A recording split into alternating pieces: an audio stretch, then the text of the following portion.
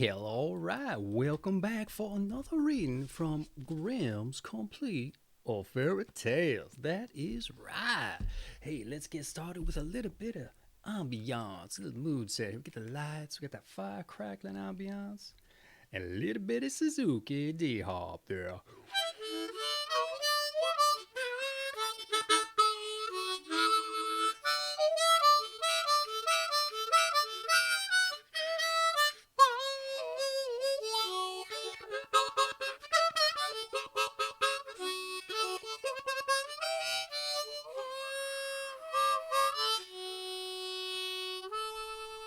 All right. Hey, what are we reading tonight? You may be wondering if you ain't looking at the title there.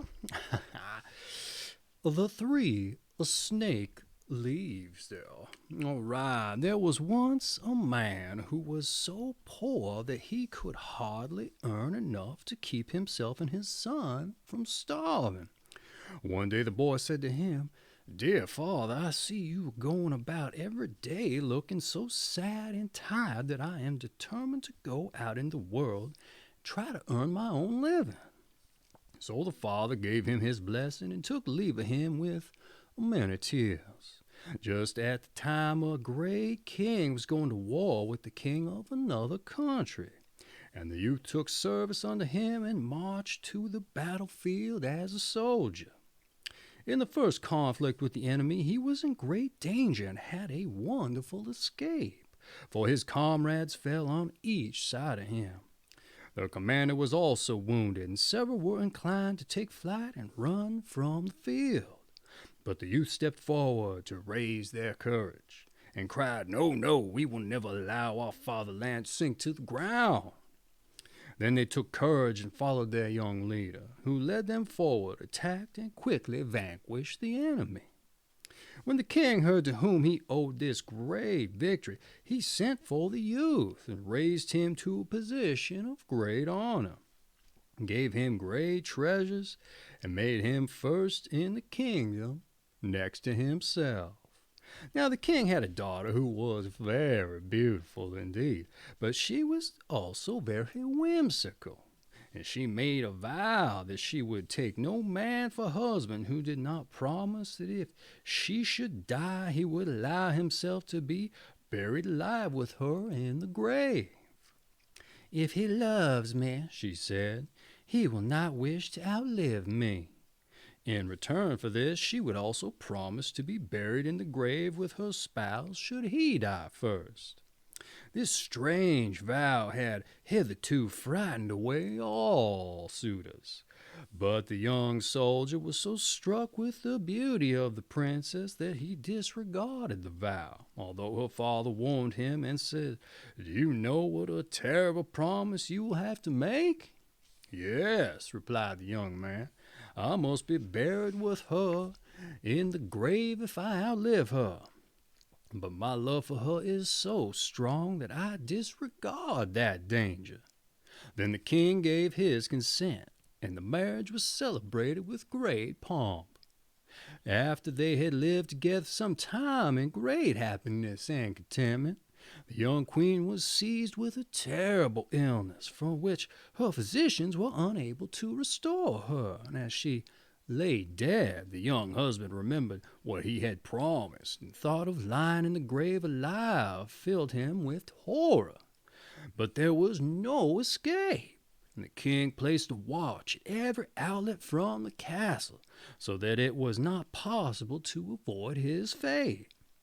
When the day of the funeral arrived and the body had been carried down and placed in the royal vault, he was taken there also, and the door firmly fastened with locks and bolts. Near to the coffin stood a table upon which were 4 lights, 4 loaves of bread, and 4 bottles of wine, and he knew that when these provisions came to an end, he must starve. So he seated himself, feeling full of grief and sorrow, but with a determination to take only a small piece of bread and the least drop of wine to make them last. One day when death seemed nearer than ever, he saw from a corner of the vault just opposite to where he sat a white snake creep out and approach the body. He rose in horror, thinking this was about to gnaw at it, and drawing his sword, exclaimed, as with 2 blows he cut the snake into 3 pieces, "As long as I live, you shall not touch that." After a while, a second snake crept out of the corner. But as soon as he saw the other lying dead in 3 pieces, he went back and quickly returned with 3 green leaves in his mouth. Then he took the 3 separate portions of the snake and placed them together and laid a leaf on each wound. And no sooner were they joined than the snake raised himself as lively as ever, and went away hastily with his companion. The leaves remained lying on the ground, and as he looked at them, he thought of the poor unfortunate man, were full of the wonderful properties they possessed, and it suddenly occurred to him that a leaf which could restore a dead snake to life might be useful to human beings. He stopped and picked up the leaves. Then advancing softly towards the body, he laid one on the mouth of the dead, and the others on both the eyes, and in a moment he saw the effects of what he had done.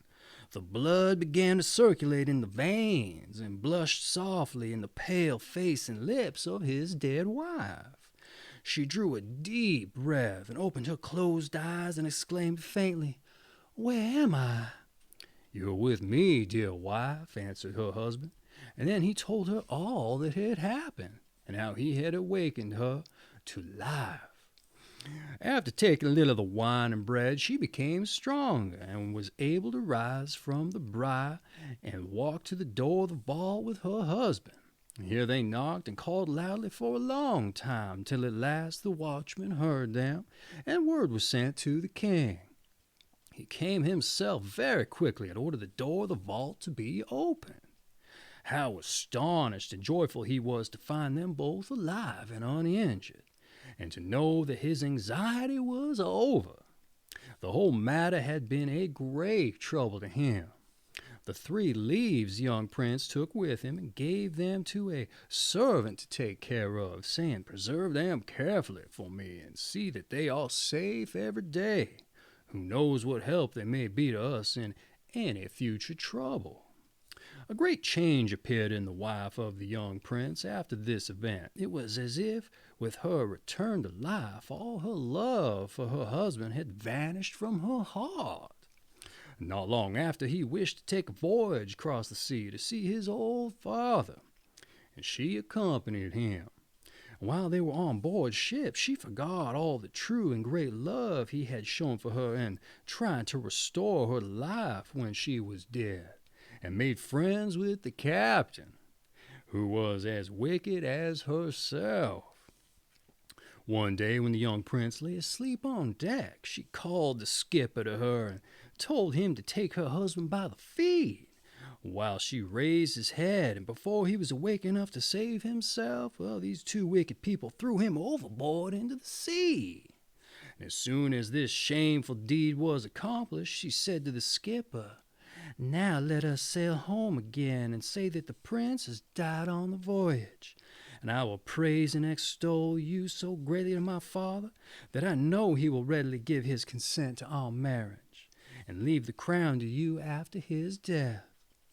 But the faithful servant to whom the prince had entrusted the wonderful leaves saw all that this master's wife had done. Unannounced, he lowered one of the boats from the ship's side, got on board, and very soon discovered the body of the prince. Dragging it hastily into the boat, he rowed away and soon left the traitors far behind. And as soon as he felt safely out of sight, he produced the precious leaves which he always carried about with him, laid one on each eye, one on the mouth of the dead man, and who quickly showed signs of life, and was at last sufficiently restored to help in rowing the boat. They both rowed with all their strength, day and night, and their little bark flew so swiftly over the waves that they arrived at the king's palace long before his daughter and the captain. The king wondered greatly when he saw his son-in-law and the servant enter, and asked them what had happened. But when he heard of his daughter's wickedness, he said, "I can scarcely believe she would act so basely. However, the truth will soon be brought to light. For the present, I advise you both to hide yourself in a private chamber and make yourselves quite at home till the ship returns." The master and servant took the king's advice, and a few days afterward the large ship made its appearance, and the king's guilty daughter appeared before her father with a sorrowful countenance. "Why have you come back alone?" he asked. "Where's your husband?" "Oh, dear father," she replied, "I come home to you in great sorrow, for during the voyage my husband was taken suddenly ill and died. And if the good captain had not stood by me and conducted me home, I cannot tell what evil might have happened to me. He stood by my husband's deathbed, and he can tell you all that occurred." "Oh," said the king, "I can restore your dead husband to life again, so you do not grieve any longer." He threw open the door of the private room as he spoke, and told his son and the servant to come out. When the wife saw her husband, she was thunderstruck, and sank on her knees, imploring mercy. "I can show you no mercy," said the king. "Your husband was not only ready to be buried and die with you, but he used the means which restored you life, and you have murdered him while he slept, and shall receive your reward you so truly merit." Then she and with her accomplice placed in a boat full of holes and driven out to sea, where they were soon overwhelmed in the waves and drowned. Ooh-wee, and that has been The Three Snake Leaves from Grimm's Complete Fairy Tales. That's right. I got an affiliate link for this down in the description. If you want to get your own copy or shop through it to support the channel, either way, you're going to get something out of it. And you're supporting me in the meantime, and I appreciate it if you do. In the event, let's take us out, shall we?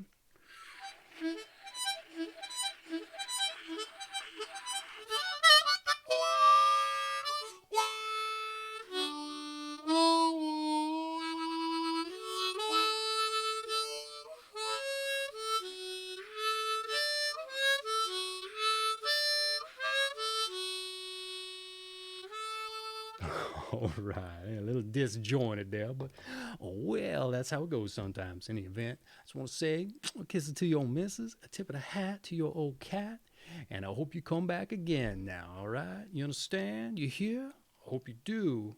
You better. All right, take care of yourselves.